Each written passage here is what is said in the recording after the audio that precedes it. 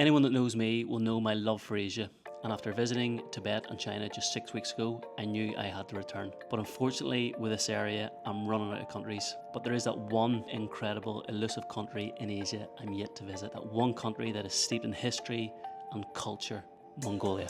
A land of vast steppes, rugged mountains, and rich nomadic heritage, offers a journey like no other. From the bustling streets of Ulaanbaatar to the serene expanses of the Gobi Desert, expect ancient tradition, breathtaking landscapes, and the heartwarming hospitality of the people. So come along as we traverse this fascinating yet often forgotten country.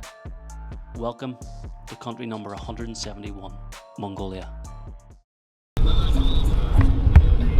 Come to Mongolia in June, they said. They said it's the best weather, but it's raining, and I've just been told it's probably going to be raining for the rest of the trip. But anyway, we are making our way from the airport into Ulaanbaatar. We've got Ulaanbaatar here on our left, and on our right, as we've been coming, making our way from the airport, we've got the famous grasslands, the wild steppe as it's known, and obviously the area that stretches from here all the way to Eastern Europe. But as you can see, well, you'll not be able to see now as we go into the city, but you'll be able to see the famous yurts, or as they're known, how do you pronounce it? Gire? Gire? Gire. Gire. Yes. And these are the round tents that the nomads use. 25% of the population here in Mongolia is actually nomadic. So what they do, they shift and move as the seasons change, depending on the requirements of their animals. So yes, as we make our way into Ulaanbaatar, the capital of Mongolia, check into the hotel and get some food, because apparently the food in Mongolia is unbelievable. Just trying to get a hang of the Mongolian language. So we have Sano, which is hi. Yeah, hi. Sano. We have Siambano. Siambano. Siambano. Yes. And we have Bayrala. Bayrala.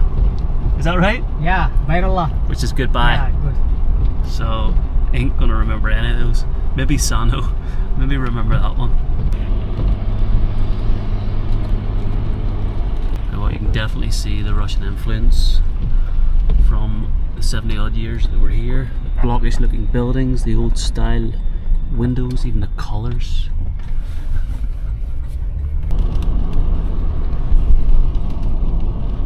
Elections tomorrow? Yeah, yes. You voting? Yeah. Who are you voting for? Yeah. Who? Yeah. It's a party, it's a people party is your name. People's Party. People's Party. Okay. I hope yes. Are they in power now? Yeah. They're in power now? Yeah. Okay, so keep them in.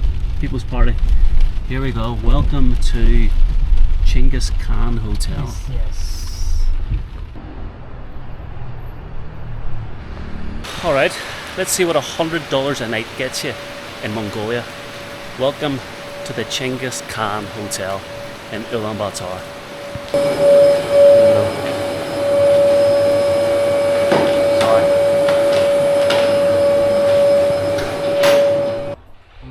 Hello sir, how are you? I'm good. Perfect, thank you very much. You're welcome. Cheers, have a good day. Bye. Oh wow, it's a bit quiet. Right. Oh. What am I doing wrong, guys?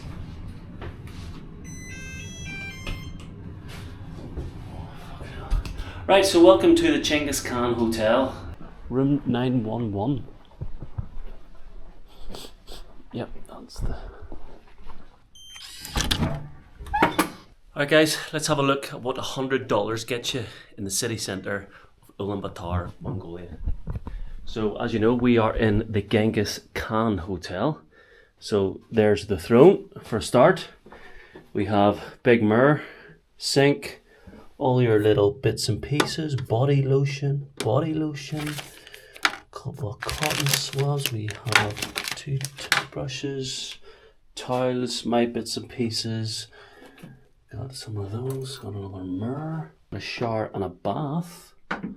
All sort of fairly old-ish, not sure what age this hotel is. We have a wardrobe, plenty of space, more pillows. Hiya, it's okay. 2 minutes, thank you. I don't know what they're looking to do in here. Got our full-size mirror. We have 2 beds. Well, I'm not complaining. I booked a double, but they got me in early, which is pretty good. We have a TV. We have some unit. We have a place to put our, well, that should be over there, I suppose. Place to do some work, place to chill out, and the view. But let's just, not bad. I've already had a bit of a sleep. Oh fuck, I was tired, shattered. But we need to get out and experience the famous food of Ulaanbaatar. And here, what a good view actually. I know you can obviously tell the buildings aren't that great, but you can tell that's the Soviet influence going back the past 70 years. And you can see the infamous traffic of Ulaanbaatar. I don't think I can, I can. I'll take it! So we have left the hotel. I could have napped there all day, but I needed to get away. But at the minute, we are just walking across the river of Ulaanbaatar. Oh, which, she's scared. Which is Dongol. So this is the main river of Ulaanbaatar. And we're going to make our way into the city centre, the CBD, check it out. But the main thing is, the important thing, is that the sun is out. And I would like to think so because Ulaanbaatar, or Mongolia rather, is known to be one of the sunniest countries in the world. So much so that it's given the nickname of the land of eternal blue sky, which would have fooled me earlier. Alright guys, so we've just arrived at Sükhbaatar Square, which I suppose is like a who's who of Mongolian legends. On one side, here, you have Sükhbaatar himself, who was a famous revolutionary who rescued Mongolia from Chinese rule, with the help of the Soviets of course, around 100 years ago. However, little did he realise it would be another 70 years before the Soviets packed up and leave Mongolia to give it its rightful status as a fully independent state. And then, on the north side, you have the man himself, the top man, Sir Genghis Khan, the national symbol of Mongolia. So yeah, this is, I suppose, a meeting place, social meeting place for Mongolians, for locals.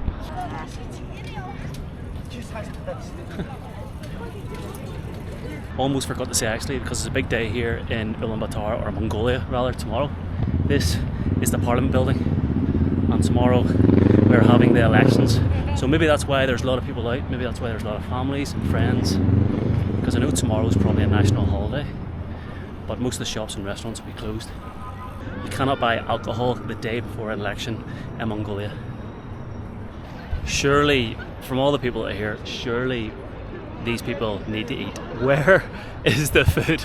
Right, we've got to go on a little hunt. I cannot end today without getting some Mongolian scran.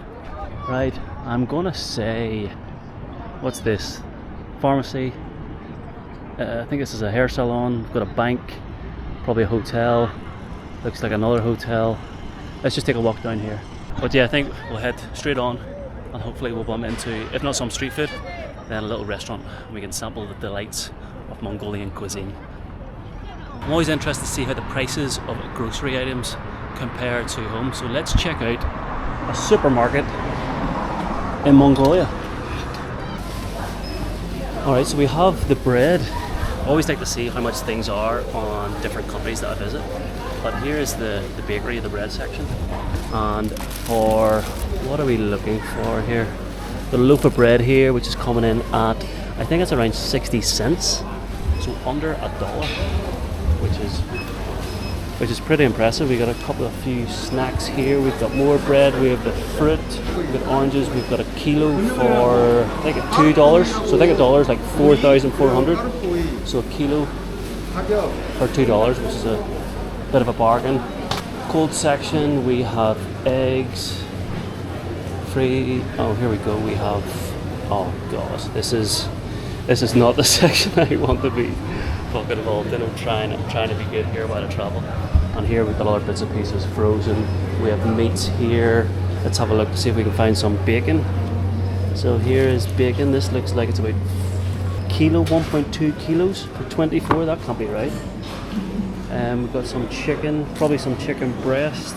So 15,000. So $4 for one of the biggest sausages you ever seen in your life. And here we have the bacon. Here we go. So let's have a look at the price. Where is the? Okay.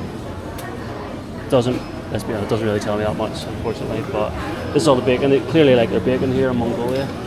What else do we have? We have looking for something that you get. Cheetos. Oh, that's cheap. Oh, maybe this wasn't right. Okay, so this is one. So that's about 25 cents for a packet of Cheetos, which is actually pretty good. Spaghetti, just over $1. Again, not bad. Now we're talking. Want something we can relate to a little bit more. It's quite cheap actually. I'm actually quite surprised. Cereal section here in Mongolia. What do we have? We have Frosties. Oh my, holy shit. That can't be right. 4? That's like $6. Your Cheerios are the Cheerios are even more expensive. They're like $7 or $8. A few of the cheaper options, I think. Probably self-branded ones. We've got Nesquik as well. We have teas. We have coffees here as well. Let's see, can we find... I want to find Diet Coke or Red Bull or something, because we all know that's normally about £1 or £1.50. But we have the wine section now here as well. How much? In fact, where are these the wine from? Here we've got Bordeaux, French. All actually seems pretty good. Côte d'Aron, Bordeaux. God, they like their Bordeaux wine here. Most expensive is, I think, about 75. Oh, and then this obviously section is cordoned off because of the elections. They don't allow you to buy alcohol during elections. See if we can find. Here we go. Here is some Red Bull, which is $1.25.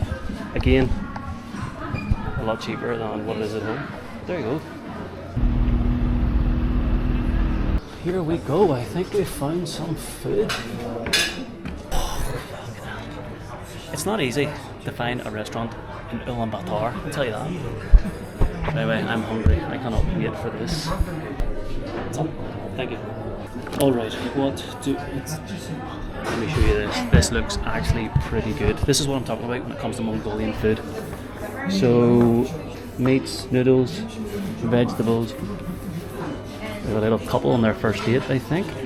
Here we have, don't know whether it's potatoes, chicken, we've got sausages, more chicken. That's what I'm telling you, Mongolia love their meat. Oh, I'll tell you what, there's no way I could choose this on my own. What's this, empanadas? This is apparently a very good Mongolian dish. It's like a sort of like a flatbread sort of pastry thing with meat inside. This is the same. Hello. It's okay. Can you recommend me something? Beef or lamb or some traditional food. Anything, yeah, Mongolian, please. This type of dish is Mongolian? Yes, this is. What is this called? It's a tune. Okay, that's good. Yeah. You recommend? Yeah. This one is beef and some vegetables. Okay, that's Mongolian, eh? Yeah, it's Mongolian. Okay, I'll have one then. This is milk tea. Yes, and milk tea. Perfect. I'll take the milk tea and the Mongolian water. It's not a Mongolian one. It's our restaurant. Oh, okay. So it's restaurant. Well, the restaurant's Mongolian, eh? Yeah. So it's Mongolian water. Okay. Thank you very much. Thank you. Alright, so here we go. It has arrived. We have, I think what I'll do is I'll show you the water first. We have alkaline water of a pH of 8 to 8.5, which I'm not sure if I actually ever tried before, but let's try it.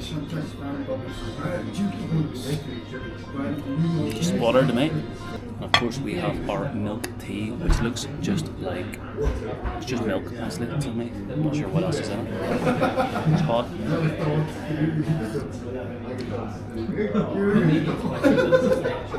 And salty. That's like hot milk and salt. Here we have, I'm not sure what it is, but it's basically a stir fry. So we have vegetables, carrots, what's that, lettuce? What's the yellow stuff? Pretty good. Not sure what this is, but soya. Oh.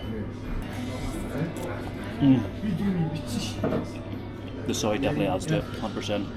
It's good. I'm trying to figure out what the vegetables are. Is that spring onions? It's definitely lettuce. like shredded lettuce, shredded carrots. I'm not sure. You got cucumber here, or maybe this is an aubergine. No, cucumber. Kind of reminds me of a Chinese stir fry without the like heaviness, which is good because we all know how we feed after Chinese. So I'm not sure what oil this has been cooked in, but it's certainly not dripping, which is good. Time, 10 past 10. We eat this, drink our alkaline water, probably our bread, probably not the milk tea or the salty milk, and then head back to the hotel. The bar has well and truly been set for food in Mongolia.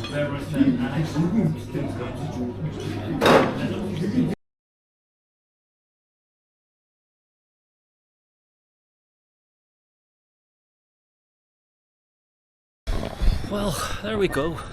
After a while, we finally got our Mongolian food, and I'll tell you what, it was worth waiting for. But now I'm gonna go back to the hotel, get a bit of rest, and be ready for our day tomorrow, day 2 in Mongolia.